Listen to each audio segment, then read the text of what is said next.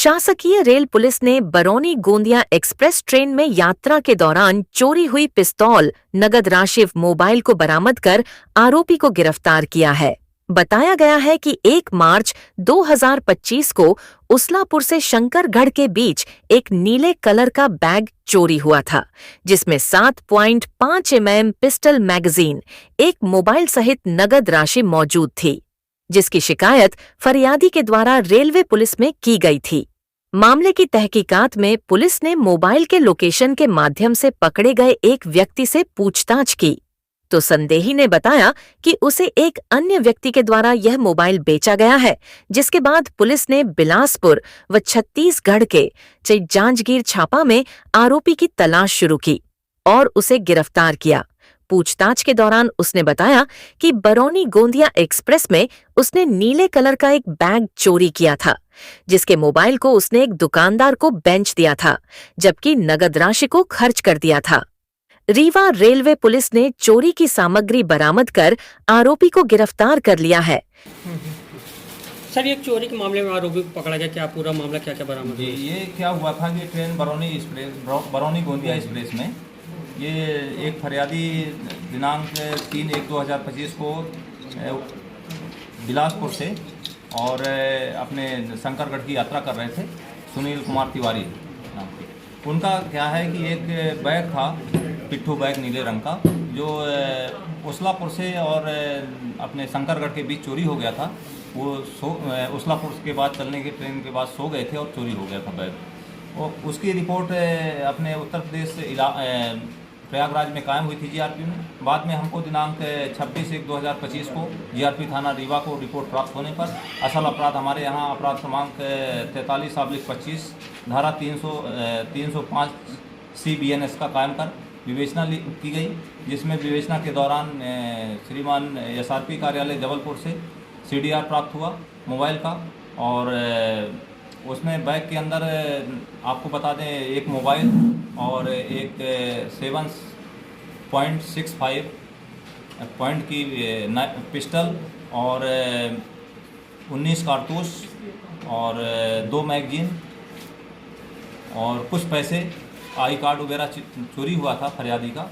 उस रिपोर्ट से हमने CDR निकाला साइबर सेल जबलपुर से, और CDR के आधार पर हमने आरोपी आयुष ठाकुर को इसको अरुण साहू को हमने उससे क्या बोलते हैं अपना कटनी से हमने उसको पकड़ा, रीठी कटनी से पकड़ा उसको। उसके बाद में उसने बताया कि हमने आयुष ठाकुर से मोबाइल ख़रीदा था। उसकी निशानदेही पर हमने और हमको नंबर आयुष ठाकुर का उसने दिया।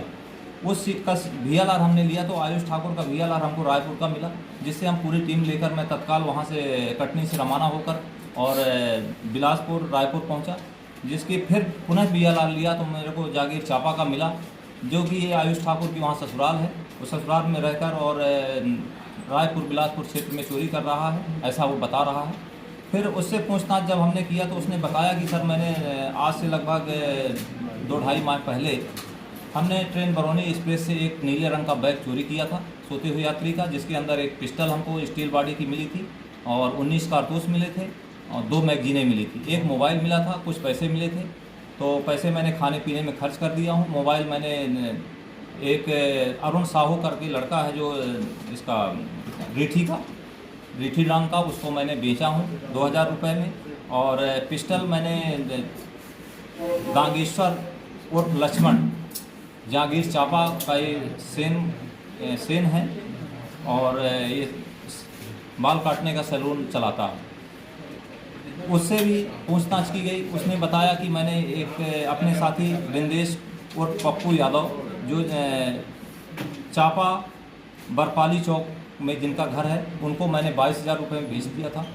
और वह पिस्टल, कारतूस, मैगजीन दोनों उनके पास है, जिससे उसकी निशानदेही पर हमने बिंदेश साहू और पप्पू साहू को पकड़ा, उनसे पूछताछ मेमोरेंडम लिया। उन्होंने ये बताया कि हाँ हमने इससे 22,000 रुपये में ख़रीदा था और वो पिस्टल मेरे पास है, जिन्होंने अपने अलमारी से निकाल कर हमको पिस्टल, कारतूस और मैगजीन दो दिया। हमने पिस्टल का जो उसका नंबर था उसको हमने मिलान किया, जो सही होना पाया गया। पिस्टल नंबर उस समय उसमें लिखा हुआ है RP 18-189-555 12 बोर की पिस्टल दिया, जो मिलान होने पर मसूरका का हमने मौके पर ही जब्त किया जागीर चांपा में।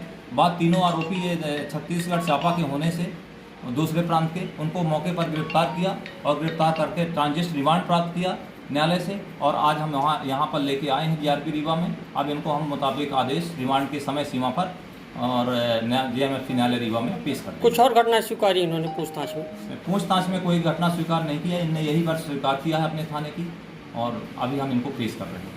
हेलो रीवा, कैसे हैं आप सभी।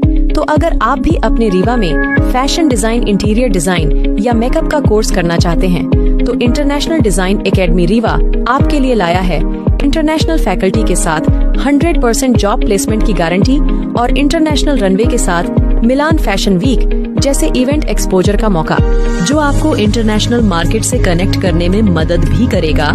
अगर आप या आपका दोस्त इंटीरियर डिजाइनर या फैशन डिजाइन का कोर्स करने का सोच रहे हैं तो एक बार IDA विजिट करें और अपनी नई यात्रा की शुरुआत करें।